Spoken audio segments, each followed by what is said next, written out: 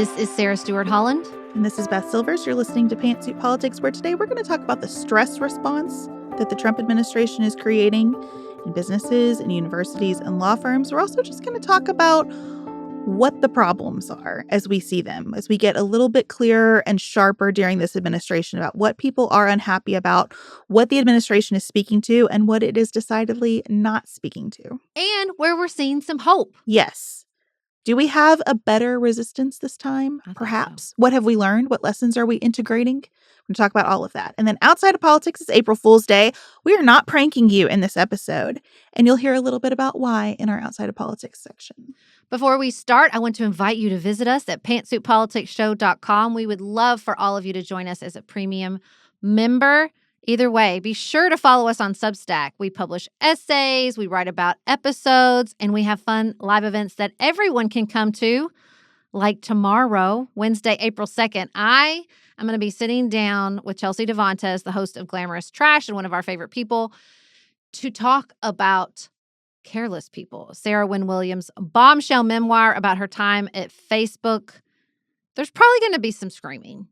I want to set the tone. Chelsea and I are big mad about this book because there's reason to be. You're going to hear me mention it on this episode. That's how mad I am. I'm just talking about it all the time.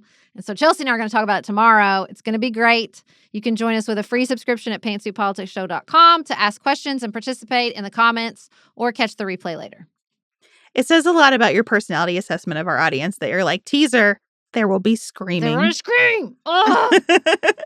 Well, we're so glad that you're here today. There won't be screaming in this episode, but we do have a lot to say, and we're so glad that you're here to join us for the conversation. Next up, the Trump administration's creating some stress. Fight or flight.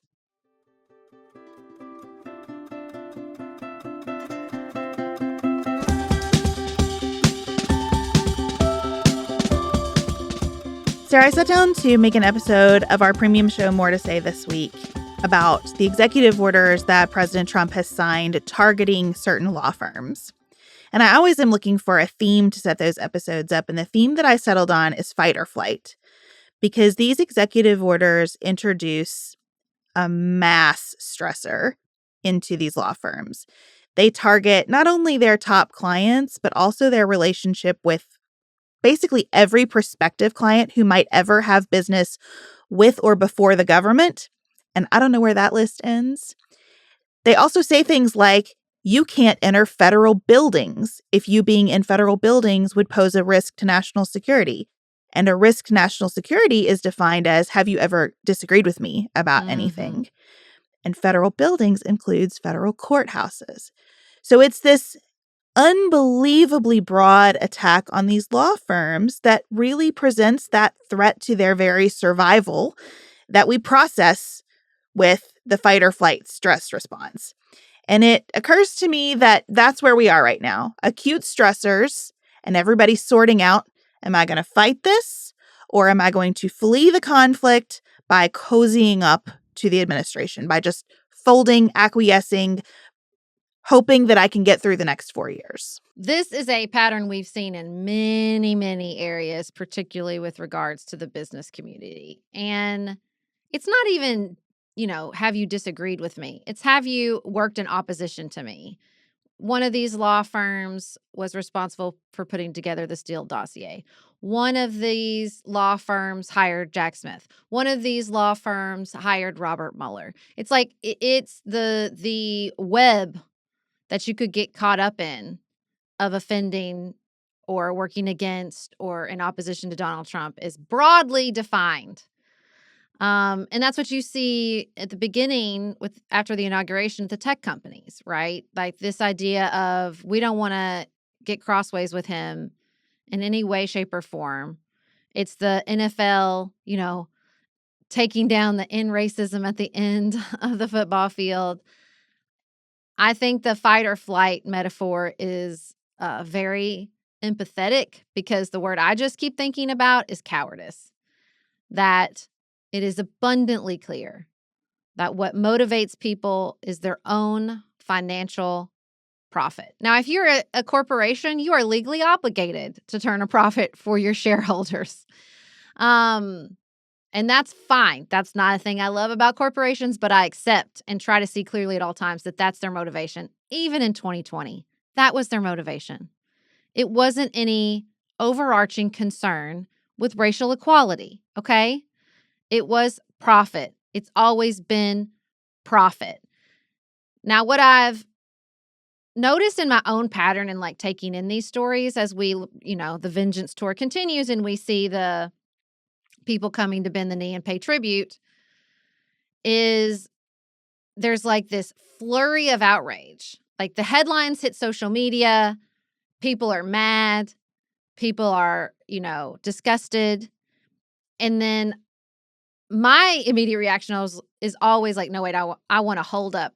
This seems bad, but I want the deeply reported stuff because that's actually where I wish people would reserve their outrage is once we, give it a week or two for people to speak off the record to all these reporters so we can actually find out how this rolled out, because you had Perkins Coie, this one major law firm in Seattle, fight it, get a judicial order, and then Trump continued to issue executive orders against other law firms. And that's when everybody panicked, particularly Paul Weiss, that massive law firm. But then you also get people saying like they would have made it.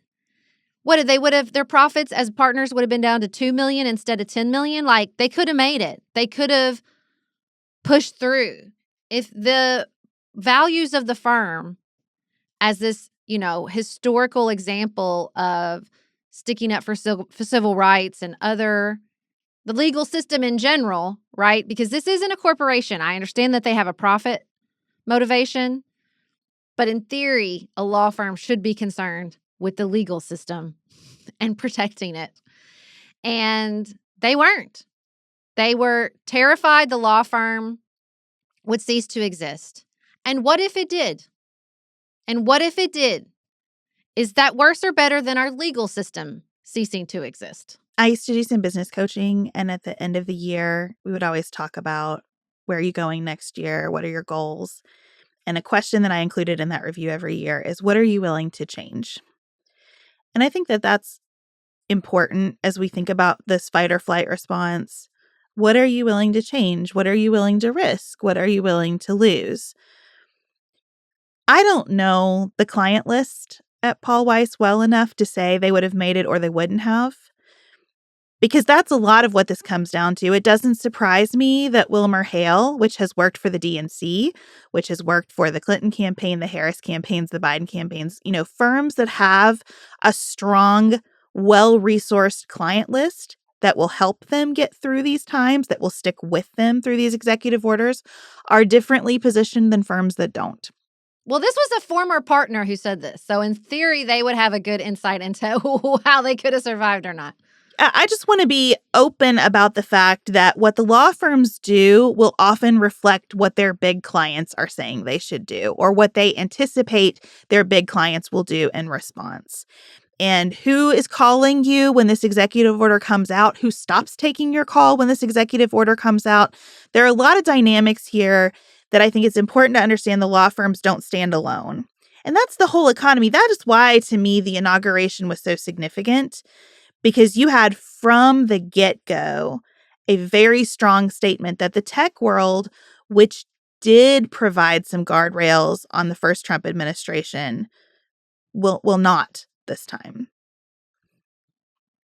Yeah, again, it's those patterns that you see, particularly when you give these stories time to be really told, are what's so disturbing to me. Again, this is just a royal court where everyone is using their own personal power and influence, be it a Republican representative who's trying to protect their district from the government cuts, or it be the, head partner in Paul Weiss who calls up his buddy, the owner of the New England Patriots, and says, can you call the president and get a meeting and make a deal with me? Now, look, I'm not naive. I understand that elite people have elite networks and connections that have always and will always be how a lot of governance and lobbying and power takes place in this country, okay?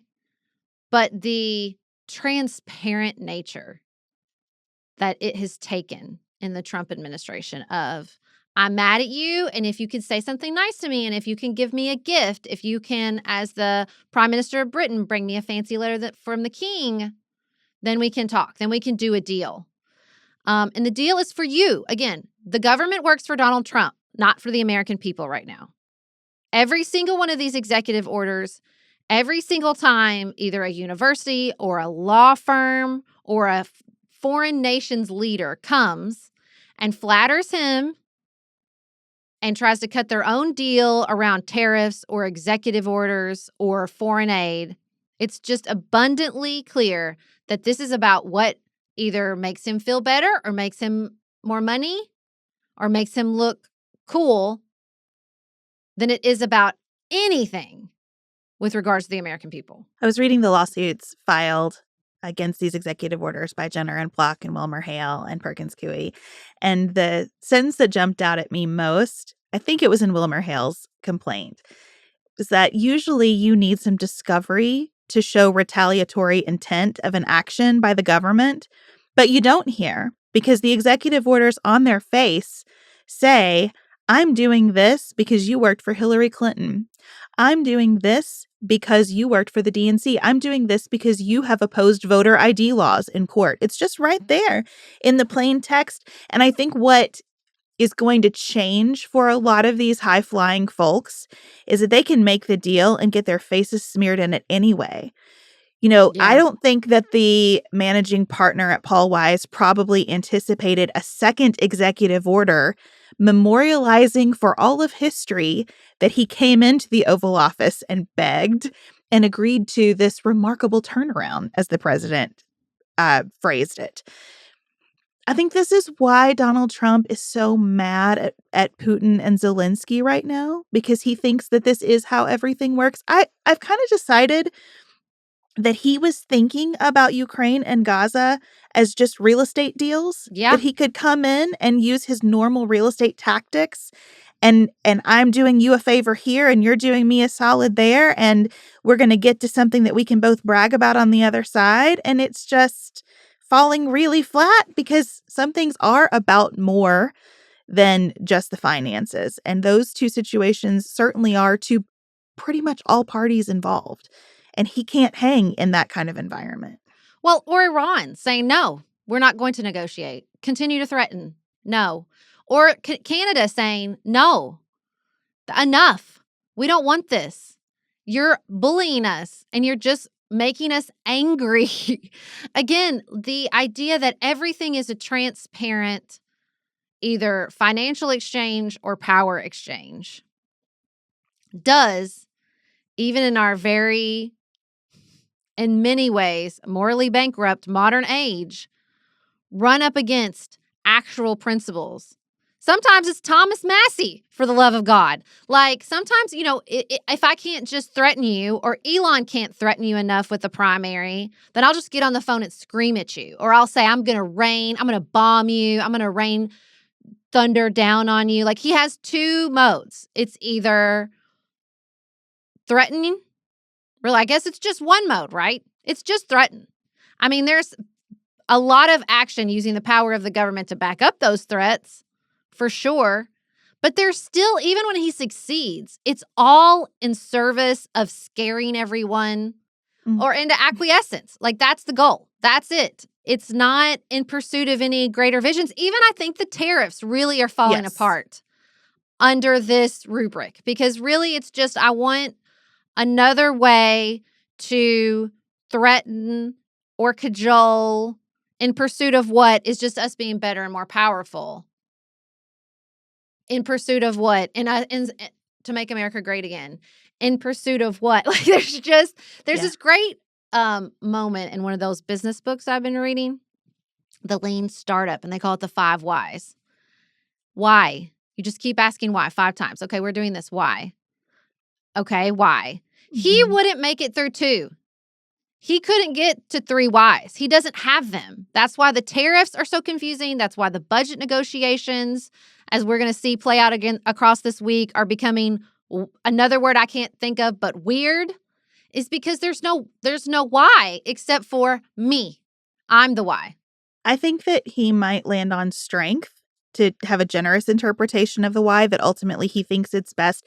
There will be a bully, so you might as well be the bully, because then you hold the cards. That's a phrase that he uses sometimes, right? And that's what it is with the tariffs. All this reporting where people are painstakingly trying to say diplomatic things like the details are sketchy or we're not sure yet. I think it's the same as he wants you to come to school every day and wonder if someone's going to take your lunch money and shove you into a locker. Maybe they will, maybe they won't, but the threat that they might gives them a lot of power over you. And I think that's who he wants America to be on the world stage. And the most domestically. Generous, it's not and even that domestically. people outside the country. He wants people inside the country to feel that way. I think that's right. Now, when I try to hang on to myself and not just be angry and disgusted, I feel a little bit of empathy. I've realized about myself over the past couple months navigating a few difficult situations that I put a lot of pressure on myself to sort of have the spell book. That when things get hard, I should know how to solve them. I should be able to open the spell book and know exactly what to do and then do that and produce exactly the result I want. And I think that's how he lives his life. Mm. And that is an incredible amount of stress and pressure. I think he's probably motivated by different things than I am. But I think he believes that he should have the spell book. I do think that's why he gets so angry when things start to spiral away from him a little bit. The pissed off at Putin was pretty significant, I thought.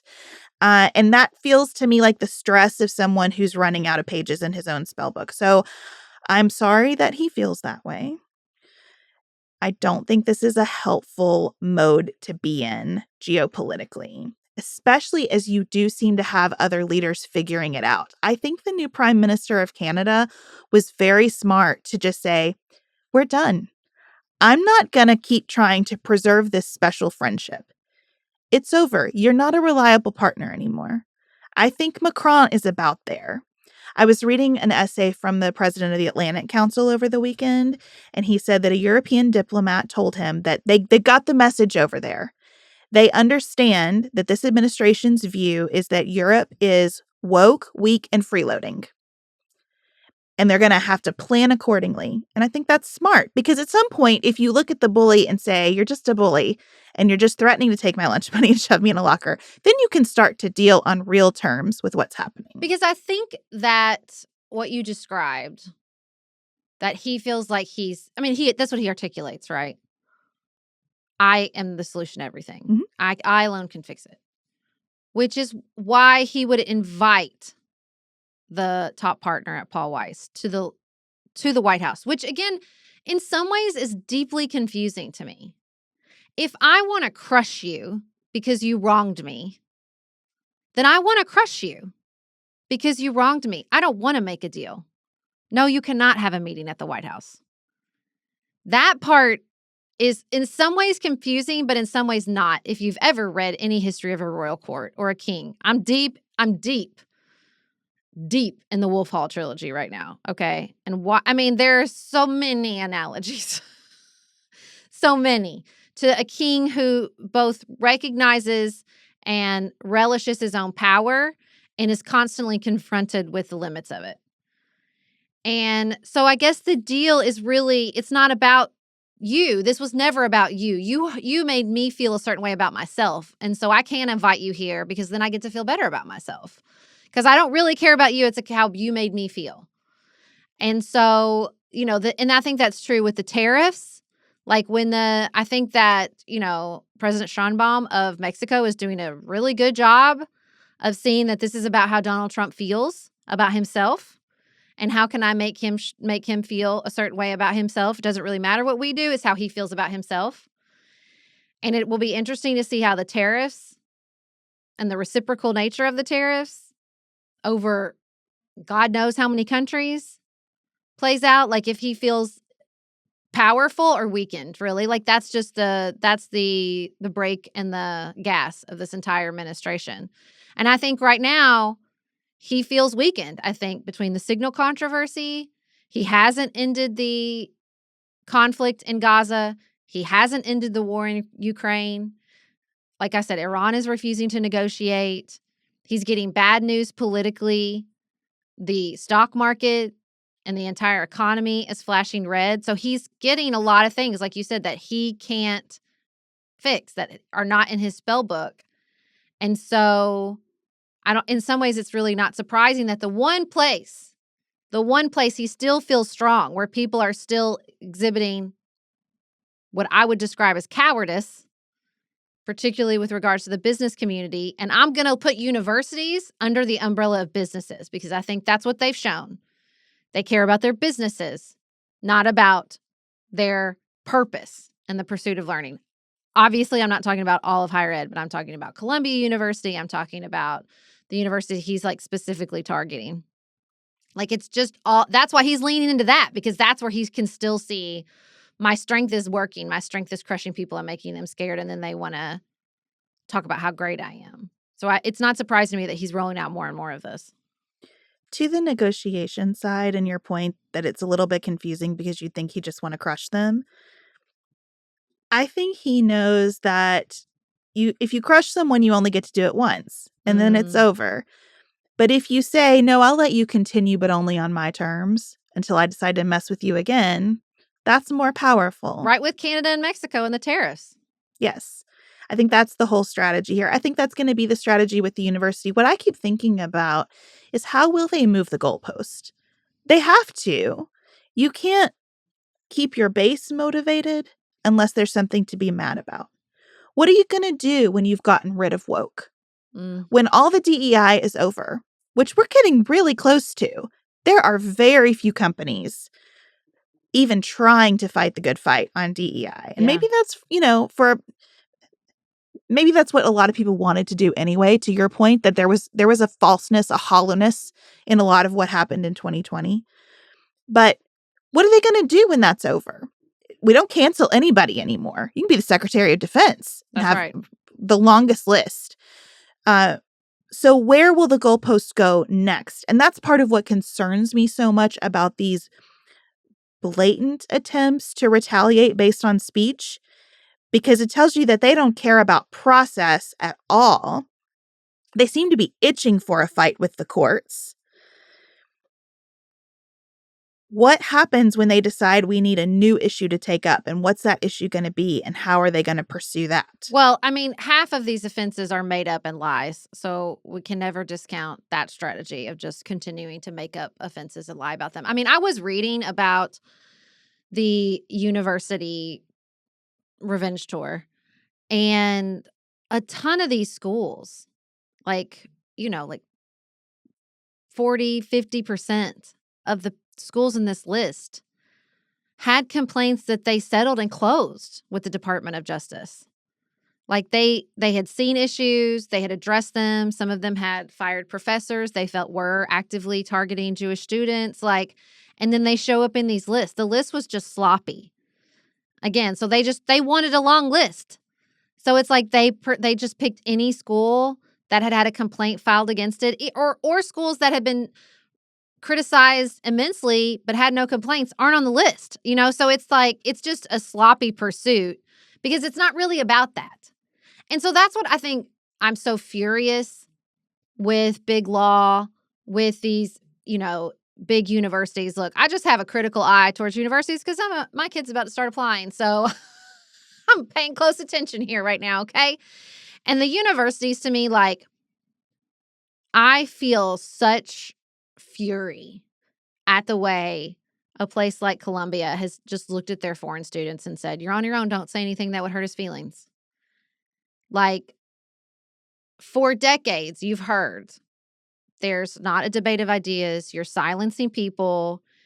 You're not hiring enough professors of, alternative viewpoints. And I'm not a psychic. I can't paint an alternative timeline where, if universities had responded, particularly the Ivies, to these critiques, if the Trump administration would have come to power, and if they had, would they be using foreign students in this horrific way to silence and intimidate people? But there's a part of me that wonders. You've brought these students here.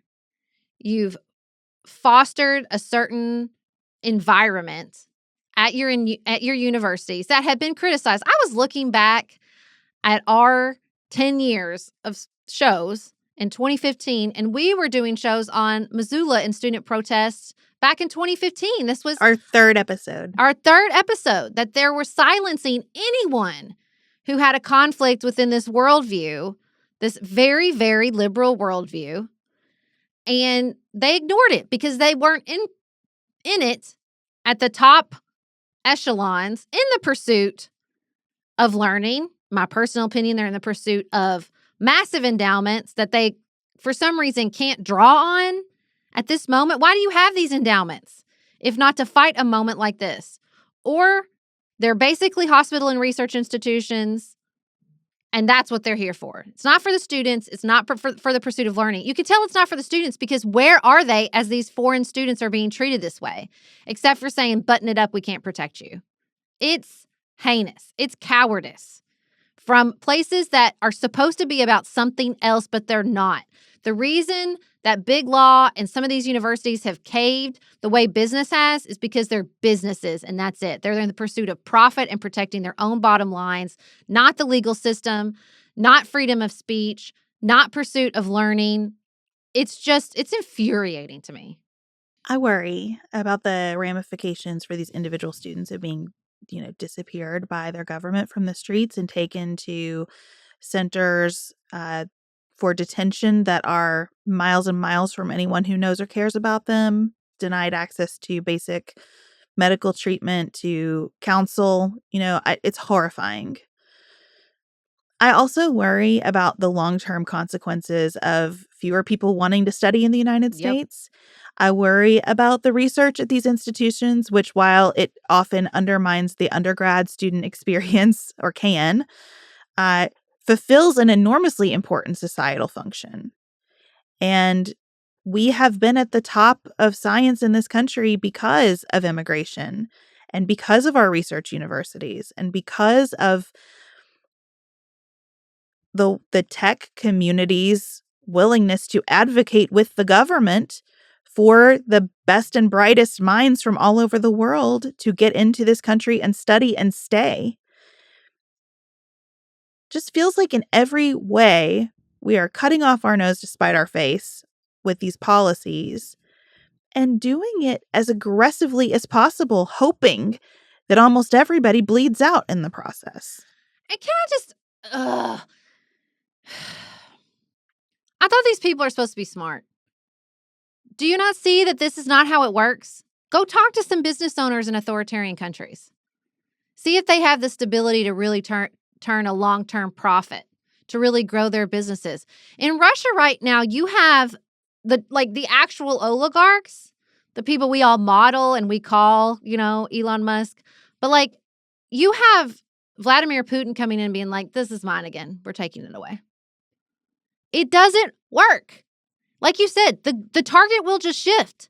You can't depend on a word he says. What do you think you're achieving? You think you're going to reorient the Middle East Studies Department and you're going to make him happy? What is this? You think you'll be able to say enough nice things about him? Good on Canada going, you're not dependable. No.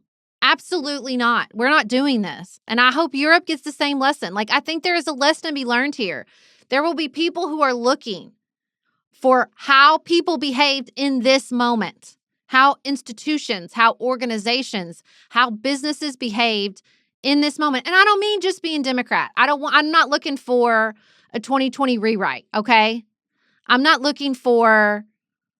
let me say something controversial. I'm not even all the way opposed to some of the changes they've made at the Washington Post, okay? Do I believe Jeff Bezos is motivated by some sort of protection of free speech? I do not. But, I'm not saying, I want you to do everything I want you to do. I just do it for a reason that's not covering your own ass. That's all I'm asking. That's really all I'm looking for. When I think about what I focused on and what I missed in connection with the recent election, the 2024 election, I dramatically missed the effect of Elon Musk's money as a steadying force for Trump down the line. because he is behaving really differently now than he did in the first term. And I think that's why some people are choosing flight instead of fighting this time. What do you do when Elon Musk is willing to spend millions of dollars in a state Supreme Court election? What do you do when Elon Musk doesn't seem to care that Tesla is going way, way down globally? The numbers on Teslas being sold worldwide are shocking to me right now, especially because I have felt it's a pretty good product. The charging system is a very good product. And here we are, in a totally different landscape, and he doesn't seem to care. He has the money to not care. And when Trump said this past week about the tariffs and, coming Liberation Day tomorrow, that he doesn't care if cars get a lot more expensive, I thought this is a new dynamic. And I think Elon Musk underwriting it is a fundamental factor that I missed. Well, I don't think it's just Elon Musk. I think he's just richer. I think some of this is the crypto. I think some of this is he just feels like he's got enough money too. He doesn't have to worry about, Letitia James claiming his assets. He doesn't have to worry about any of that. He's just got enough money. Now, I do think if we want to pivot to talking about some places where I see fight and hope, there's a related thread here.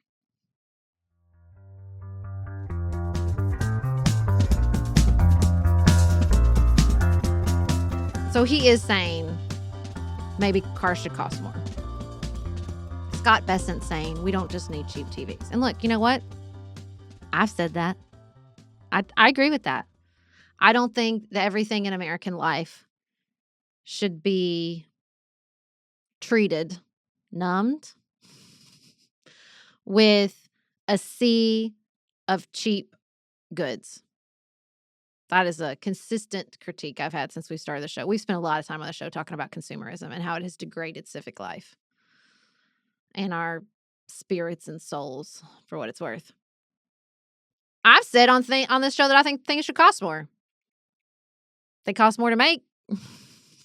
They cost more to exist.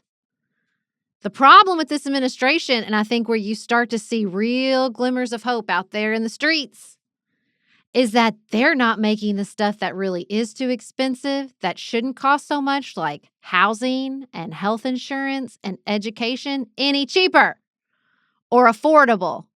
Yeah, I don't care if people pay more for a TV. And they don't either. But they're only doing that to make themselves feel better that they're still in a rental. And if you don't fix that, that's where the bubbling discontent and rage is just going to grow. And I think these Tesla protests. Also, can I just get aside? I need a moment.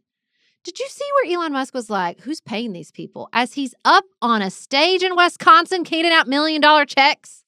It's all projection. Oh my God. It's all projection. When you read the executive orders, every bit of the language is the language that has been used against the Trump administration, now deployed at their service. And so, of course, Elon Musk looks at the world and thinks, who's financing this? Because that's the only tool that he has. He finances action and action happens, and he thinks that's the way the rest of the world works too. So I think, to me, I don't necessarily think I missed the rage at how much things cost. Like, I was all about Kamala, whether it was effective or not, starting to get on this like affordable housing platform. I think you and I both talked about that. Like, I think that is real. Now, I might miss some of it because I didn't expect the celebration and the death of a health insurance CEO to come as quickly on the heels of the election. But the rage at what I would describe as not just the expense of American life, but the cost. Do you know what I'm saying? I do. Like, that to me is what I still haven't quite heard people, particularly politicians, name. It's not just the expense, it's the cost. Like, I'm in such a state over careless people in the Facebook memoir. And I think you see this with the way people can direct rage at Elon that they don't direct at Trump. I think the way technology and the consumption fueled by technology has rotted out our existences in so many levels of American life. Like, that's why people, I think, just can get in a real place with Elon, even conservative people. Like, he's on this PR tour for a reason. He's out here doing all these interviews with Tucker Carlson and Fox News because I think they must understand or be seeing some polling somewhere that people do not like Elon. It's interesting when Donald Trump is defending Elon Musk's morality, and we're seeing that more and more. I think you're right about the cost versus the expense. I think that's a really good framing that I would like to hear more people talking about. A couple things just like filled my brain as you were saying that. One was that my very good friend Maggie did a seminar. She just became a financial advisor. So I went to a kind of like a business launch party for her. And they were talking about investments and how much time everyone spends on our phones every day and how that skews our perception of the market and it skews our financial decision making. But the hours, the number of times we pick up our phone every day on average and the hours that we're spending on phones, more than half the day that most of us are staring at our phone. It was really shocking to me. Even though I knew it, it was still shocking to see it so cut and dry. This morning, Chad turned on our television and showed me this view where you can have 9 news channels simultaneously on your TV. And I said, well, don't ever do that again. I don't ever want to see that again. But I do think that part of this like soul level unhappiness is that we know so much, and because we know so much, there is no path forward at all for any of us just today or as a big picture plan. What I feel really encouraged about in the midst of all of that is that I do think people are, for the most part, responding to this in a smarter way than we have in the past. I am happy to see people saying, the protests were a thing, but that is a fleeting movement. You've really got to kind of hold your powder on a protest. Taking to the streets takes a lot of energy. It can wear people out. It carries a lot of risk. We've done it a lot. The town halls are a different beast. Mm-hmm. That is the sustainable work of self-governance. So to see more people signing up to run for office, these training programs for candidates are full up, right? It seems like people are saying, I guess we have to do this for the long haul. Mm-hmm. Let's do it. And I am bothered by kind of the resistance is dead tone in a lot of punditry right now, because that's not what I see. What I see is the resistance growing up and seeing that the conservative project for decades has been pursuing power in state houses and in Congress and in think tanks. They have been building. Donald Trump is a culmination of a long-term, quiet political project. And now I think we're seeing maybe the beginning of the building of a long-term political project with a different worldview.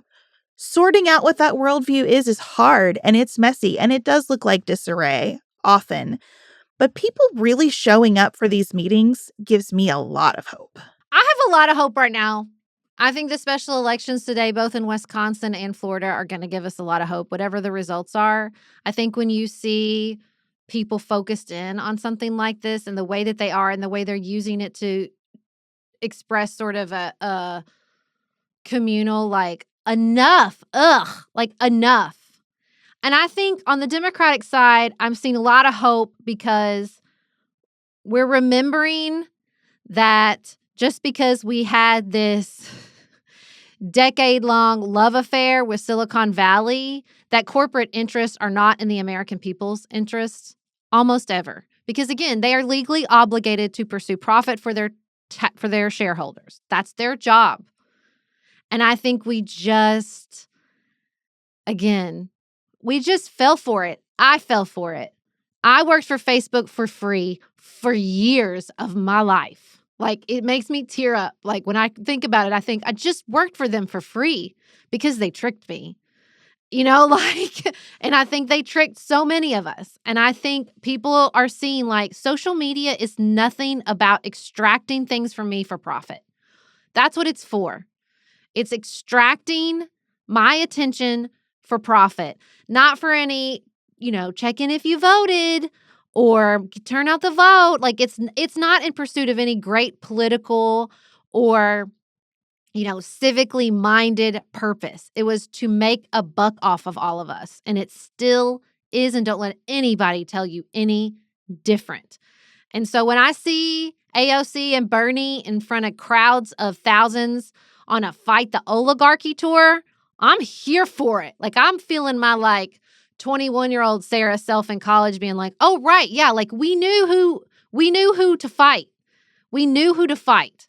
It was the corporate elites who don't want regulation, who don't want anything but to turn a profit to extract. Like, I was thinking about, the what we've been articulating so much on this show. Like, what's next? Whoever can articulate what's next, not just what's wrong, but what's next.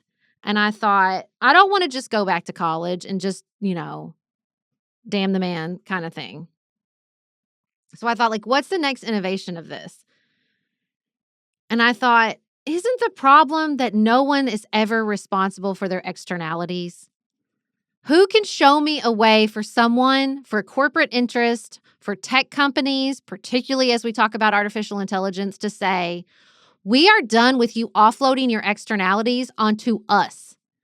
We are done with you exploiting the environment, and then we have to suffer the consequences. We're done with you driving up the price of everything and forcing us to pay it. We're done with you fracking our attention and our children's attention until they are zombies in a classroom who can't focus for more than 5 minutes at a time, and then saying, whoopsies.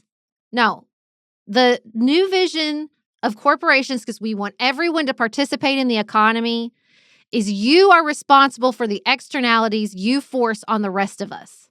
Instead of waiting for us to all suffer in it and then ask the government to come in and clean it up, which is us. You're still asking us to clean it up. And you're asking that institution to shoulder the burden and the externalities of the cleaning it up. People are mad at the government because they're having to come in and clean up the messes. And so they're the ones having to shoulder people's discontent because you didn't sign up and you weren't forced to shoulder your own externalities from the beginning. And I feel like we're getting somewhere with that. I feel like we're getting somewhere with no, you can't just treat us like a natural resource to extract. You can't just conquer us, take what you want, and leave whatever waste is left behind. I think we have some answers for that too. So I'm not in a fight the power kind of space. I am thinking, though, along similar lines, how can we just get to the root of some of these issues instead of our politics being a forever primal scream of both sides and who can scream louder and who can get to what we're all suffering from more? What is healing here? And I think you're totally right about owning your externalities. And I think that's where public benefit corporations have an answer for us. I think most Americans still support capitalism, still want to make money. The kind of eat the rich falls apart for a lot of people because they would like to be rich too. We both loathe and admire. That kind of status is complicated. It's complicated to figure out when you are resentful of people who make a lot of money and when you just find them really inspiring. So I love the public benefit corporation model where you say, be a corporation and make money. And also, alongside your obligation to make money for shareholders is your obligation to do social good, to exist in the interest of the public. So you can sit in a board meeting and weigh the consequences of your actions alongside what your next quarter is going to look like for your shareholders. Give people that permission and obligation to do good and do well at the same time. I really respect that that's how Mark Cuban set up his pharmaceutical company.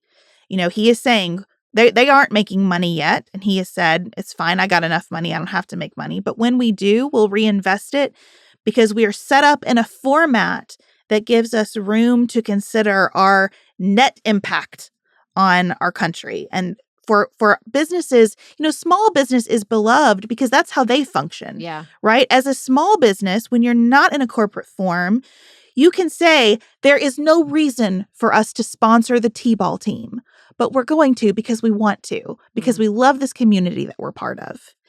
You and I do things all the time that do not make any business sense, but we do them because we think they're either the right thing to do or there's some good attached to them. And we can, because nobody's looking over our shoulder to contest that.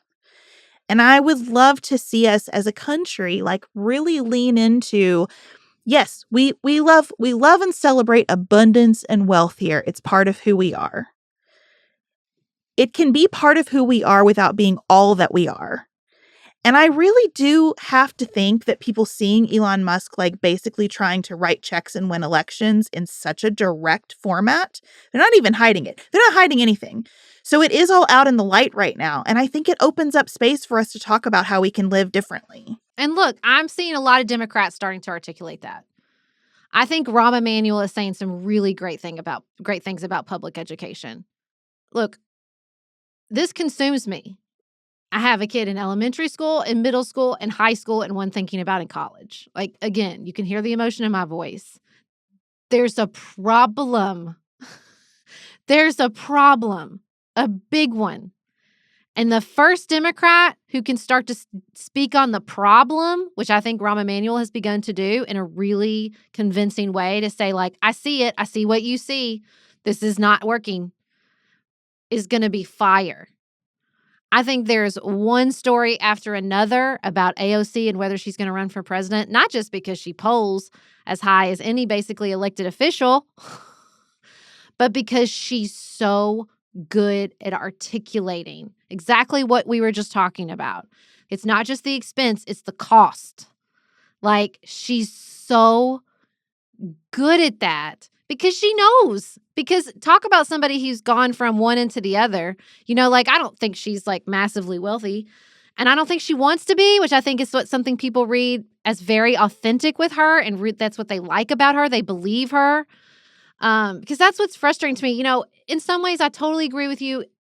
People still want to be rich and it's complicated. And sometimes it's so simple. And I know that because I had that conversation with my 15-year-old where he said, we were talking about that level of wealth that Elon Musk has is a toxin. It's a toxin.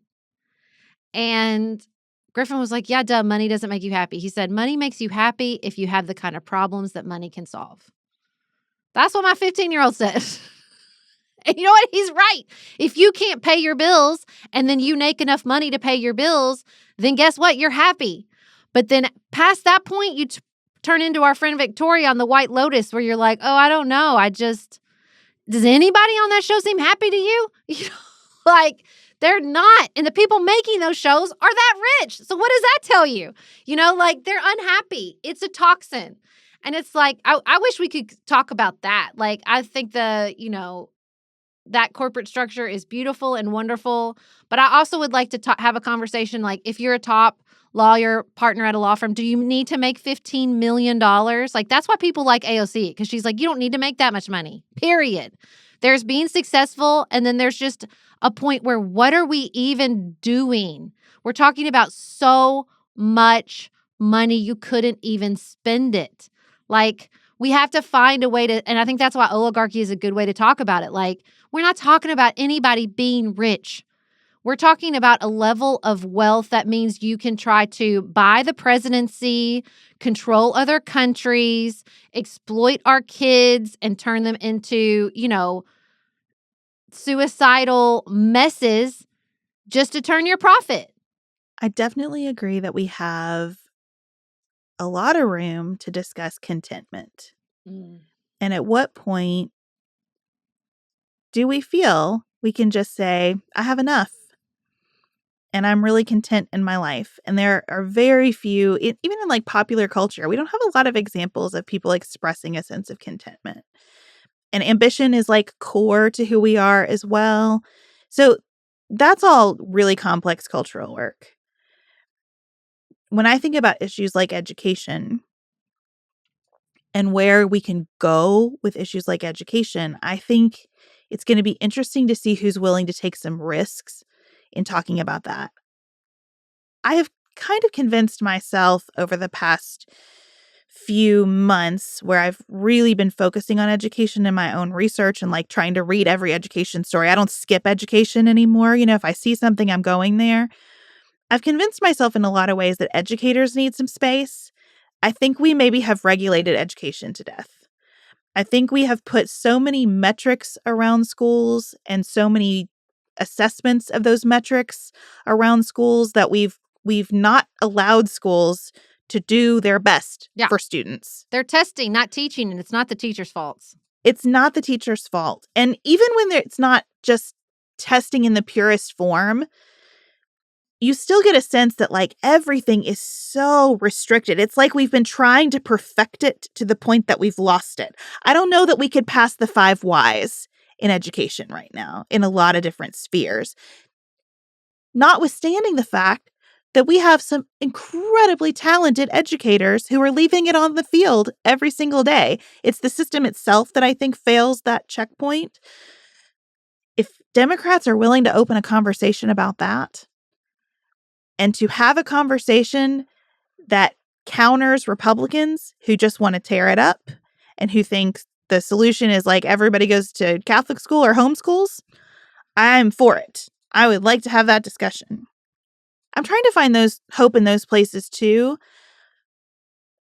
I have spent a lot of time since the election talking about messaging and how Democrats can be as effective in getting attention and getting a message across as the Trump administration. I feel myself transitioning into, I really want to put some meat on the bones now. What are we trying to create?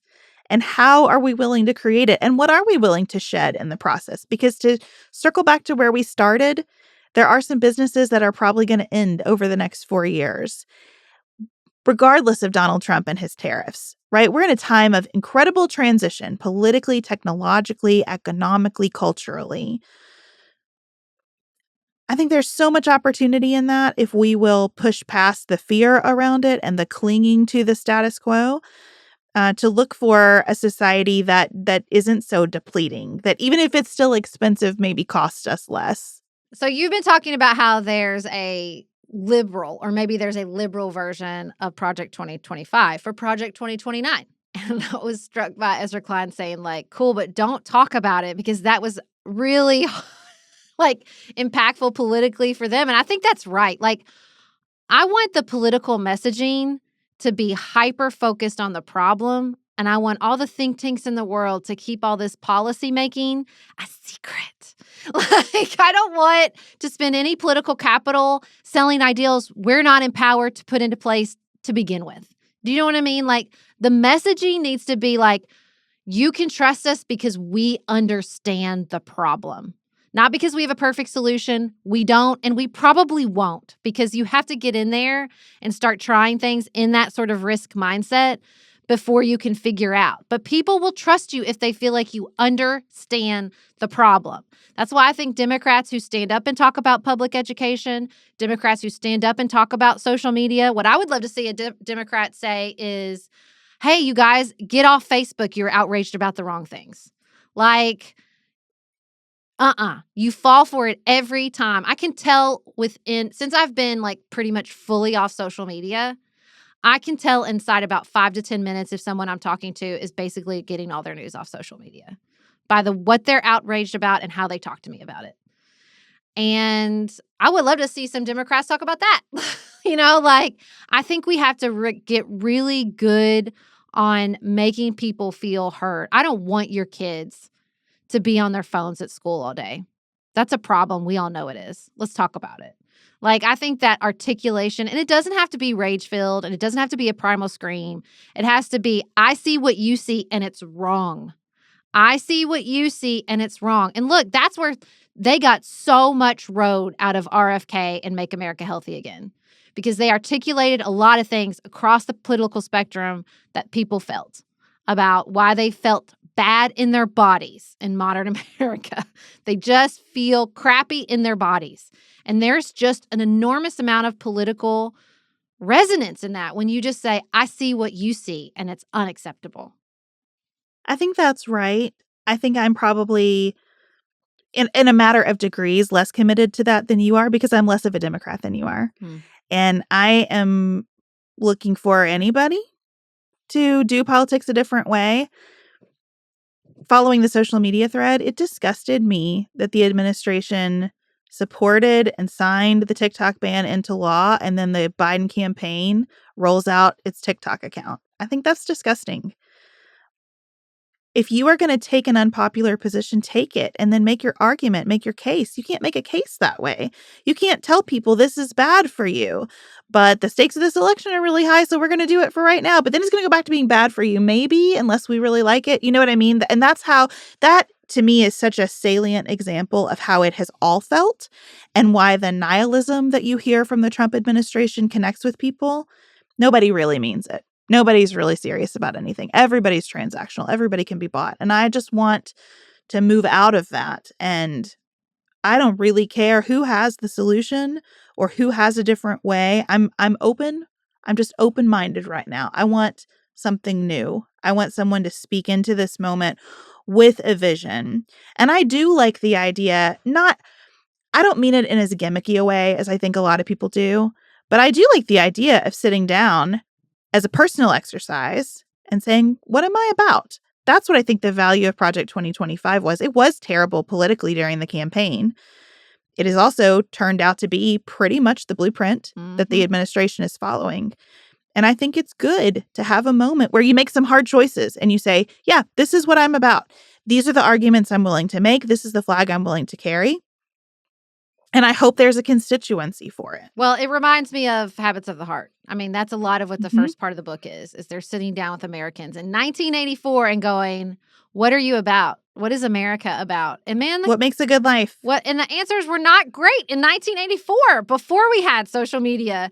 And so I think we have some work to do. And anybody who's willing to show up and do it and say like one of the most encouraging things I read about AOC is basically a lot of her sort of close advisors were like, look, she is not aiming to do this, but if no one else will, she will. Because she understands, I think, what you see on her face. My husband was like, she looks tired to me in a way she hasn't since the beginning because she had to live out that level of 0 to nothing fame that running for president does. Like she sort of did that, right? She was a bartender and then she became this national figure in such a short time. So she understands the cost. Talk about someone who gets the costs, like probably in her bones, like understands what that's like.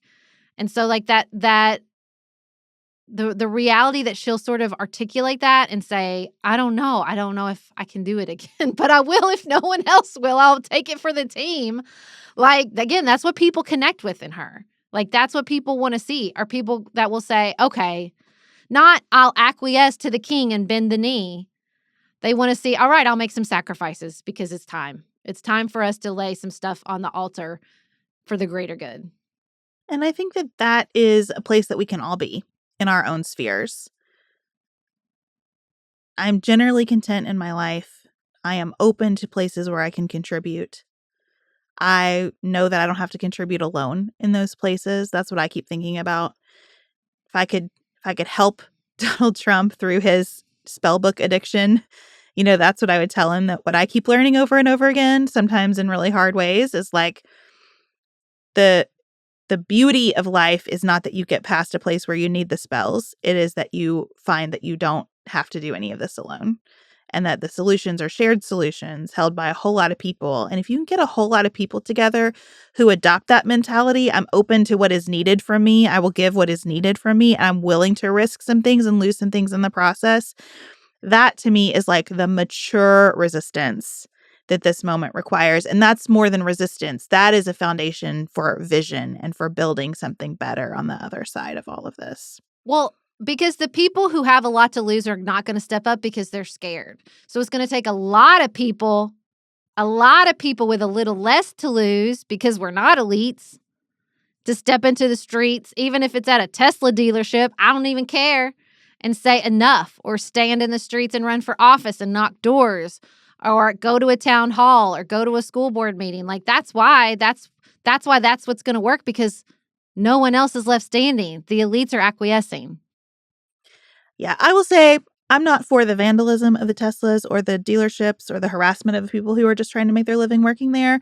But I do think saying, okay, I'm not going to support this company with my dollars is a fair place to be. And more than that, political protest through the channels of politics where there is actual power, where you are a citizen showing up and saying to your representative, here's what I see. These are answers that I want to have. Going to meetings, writing letters, like that kind of long-term sustainable action makes me feel really hopeful. Well, we are going to talk about Liberation Day on Friday. Hopefully we have a little bit more information about what that means, about the tariffs, about what else business is going to be needing to do in our next episode. But for now, we're going to take the exhale of the episode and talk about what's in our minds outside of politics.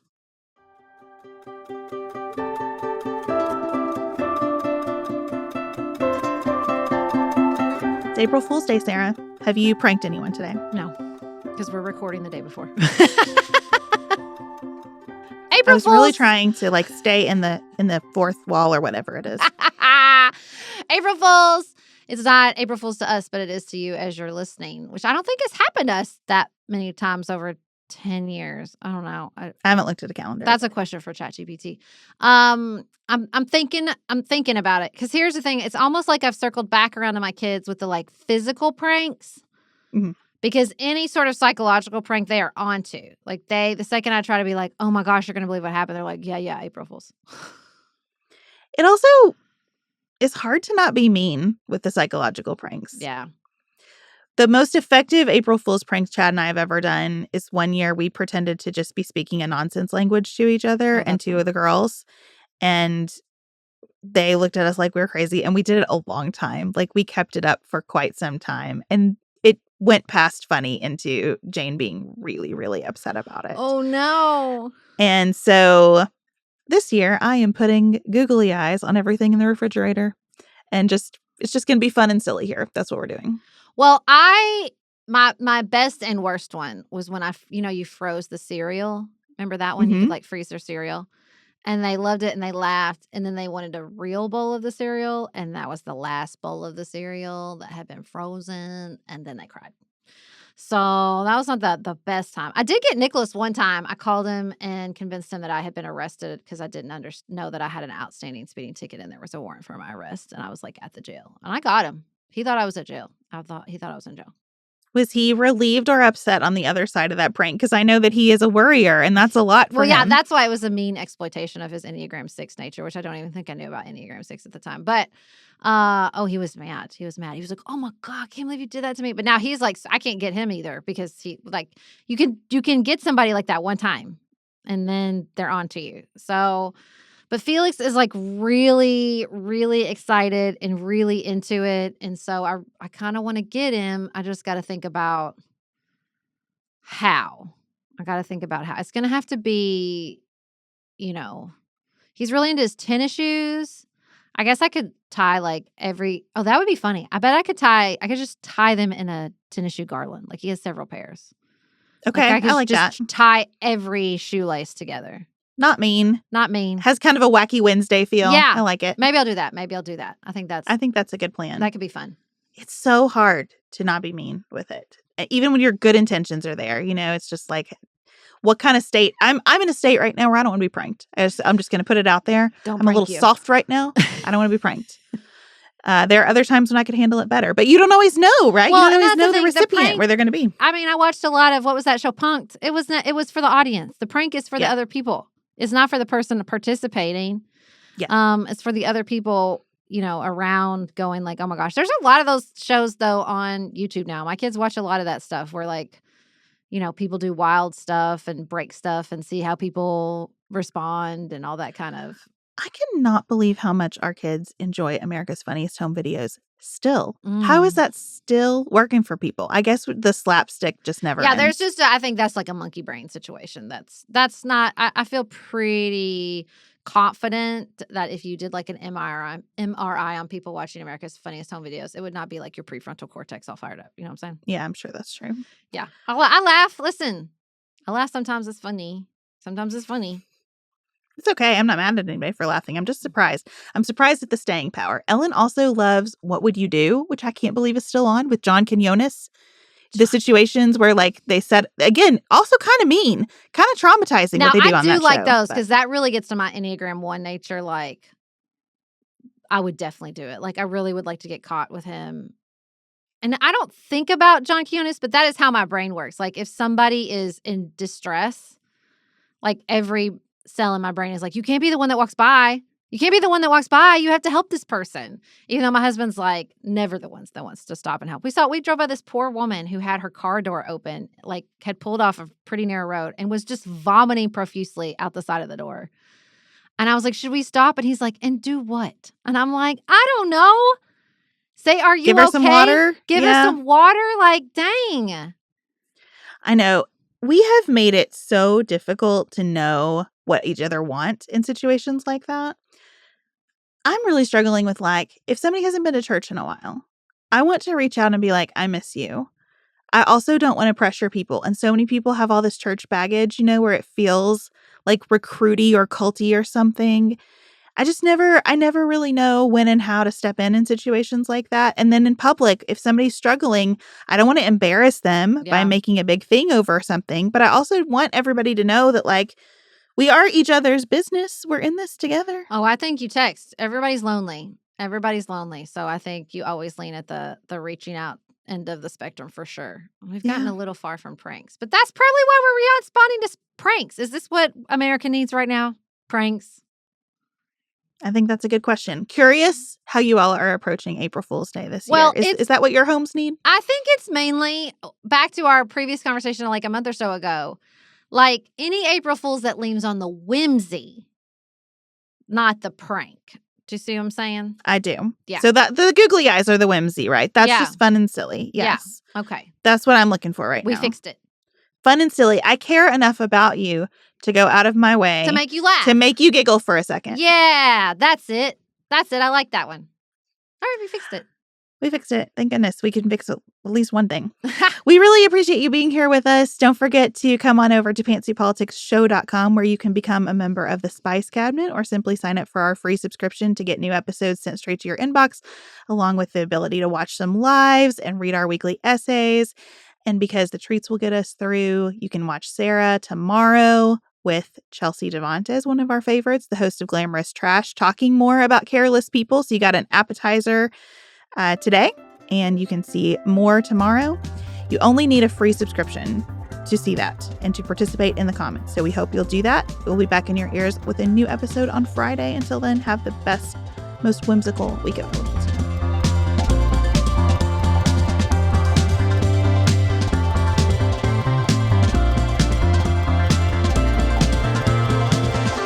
Pantsuit Politics is produced by Studio D Podcast Production. Elise Knapp is our managing director. Maggie Penton is our director of community engagement. Xander Singh is the composer of our theme music with inspiration from original work by Dante Lima. Our show is listener supported.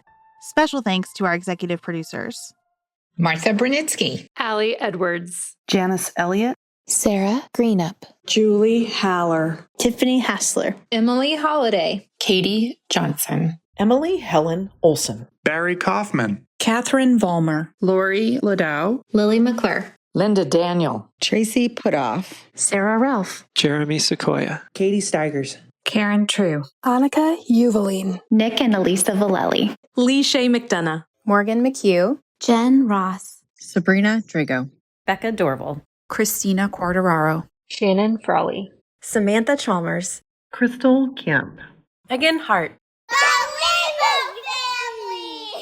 The Adair family. Jenny Francis, Leanna Pilgrim Larson, The Monene family. Ashley Renee, Michelle Palacios, Catherine Jardine-Canes, Jessica and Brandon Krause, Veronica Samuelidis, Suzanne Dickinson,